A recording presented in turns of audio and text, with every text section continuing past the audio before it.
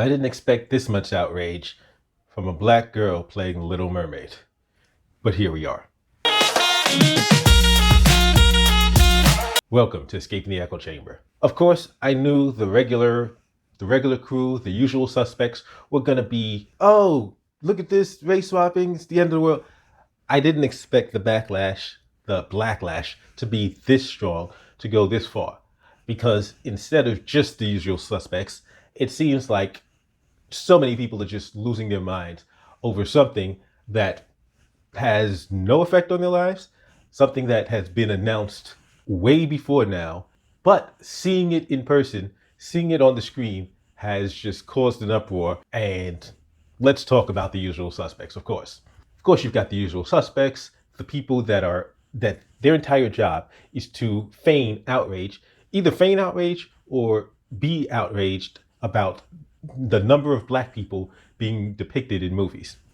Because that's what this literally is. It's not about race swapping. It's only when it happens one way.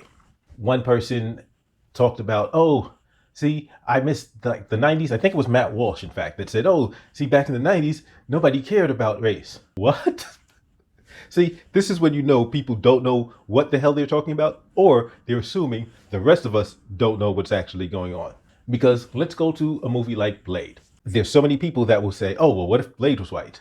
Well, what was the name of Blade's mentor in the comic books, in the source material, in the original source material? Hint, it wasn't Abraham Whistler. It wasn't a white guy that looked like Chris Christopherson. In the comic books, Blade's mentor was named Jamal Afari. Yes, of course, he was black. You can't get much blacker with a name like Jamal Afari.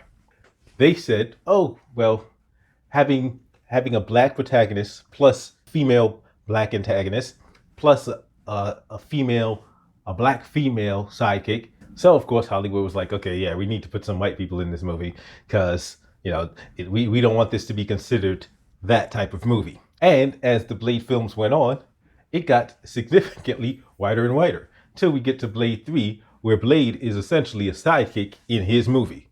But to listen to Matt Walsh tell it, back in the good old days, Hollywood didn't care about race.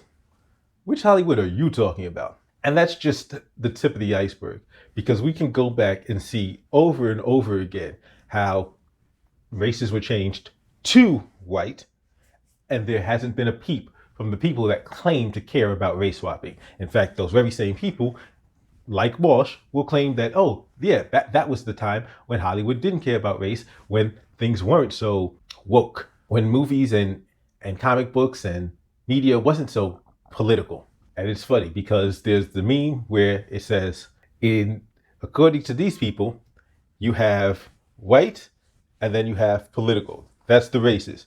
If the characters portrayed are white, that's white. If the characters portrayed are other than white, then it's political.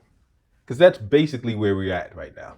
Of course, you have people like Brandon Tatum chiming in that instead of coming in and saying, oh, y'all are being ridiculous to his supporters, he's saying you're being ridiculous to black children being happy to see a black Little Mermaid. He's telling black children they're being ridiculous. The only black person he should be telling they're ridiculous is himself. He should be looking in a mirror and saying, you're ridiculous. He's not going to do that. He gets paid way too well to say the nonsense that he says for him to ever do that. But then so many people that don't normally talk about this are talking about this, and it's showing something. It's revealing something. And I hope black people are paying attention. I hope black people who think and who convince themselves that we have gotten to a post-racial society, that we have gotten to a colorblind society, realize what this is.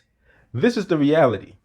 Colorblindness, post-racial, only applies as long as a certain segment of the population feels that they are sufficiently in control, sufficiently overrepresented, and sufficiently held in higher regard than everybody else.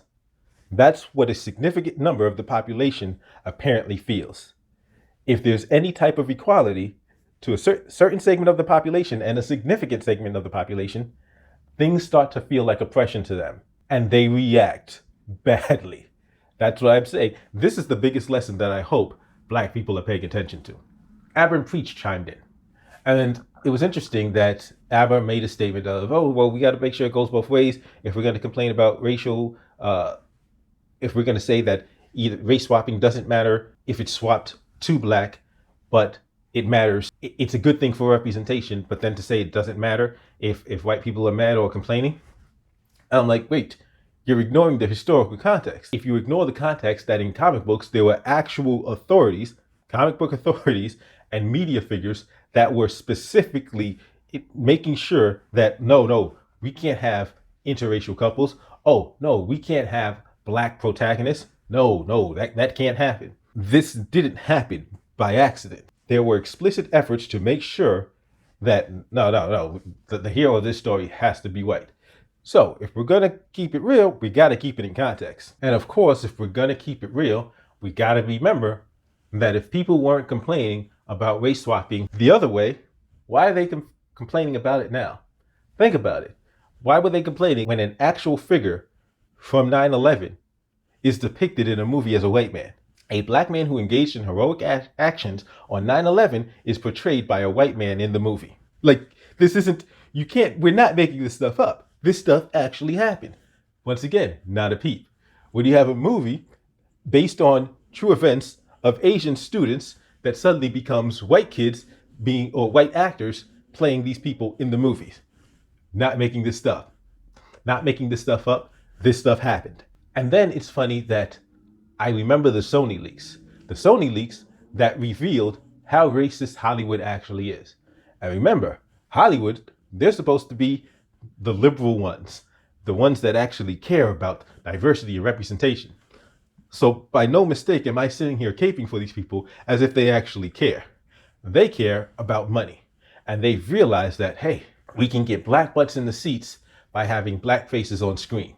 I think it's important for black people to also realize, don't just fall for the okie doke and think that these people are heroes or the good guys. No, they're trying to make a buck. They're trying to ignore their complicity and in all the racism that they've been engaged in this entire time. So if little kids are happy, I'm not going to fault little kids, but same point. We need to give little black kids, more to be inspired by than somebody else's movies that they're making where they're throwing us a bone. But I also want to point out the themes of the movie. Themes of the movie that appear to be self-hatred and a desperate need to be accepted by others. That in itself is something we really better look at in terms of why they chose a black actress for this particular role. Because I'm like, yeah. It's almost as if they have a hidden agenda, a hidden message that they're tossing in there. But the one last thing I want to talk about, and I've heard people talk about it, and even Ab and Preach mentioned it about the redhead representation, and people are complaining, oh, well, see, and I was like, hey, well, they have a point there. They may want to be represented as well. And I'm like, well, then why haven't they complained of the myriad of times redheads were played by non-redheaded white people? Scarlett Johansson is not a redhead. Black Widow. Kirsten Dunst is not a redhead. One of the biggest roles by a redhead was played by a blonde woman. Nobody gave a shit. Stop the cap. Stop the lies. We're not buying it. This isn't about the color of your hair. This is about the color of something else. As always, don't forget to hit the thumbs up, like, share, subscribe if you have not subscribed already. But if you disagree, go ahead and give me a thumbs down. State why in the comment section, because this conversation is clearly not done yet. And if you want to check out another video that's talking about this topic, you can click right here. I'll see you next time.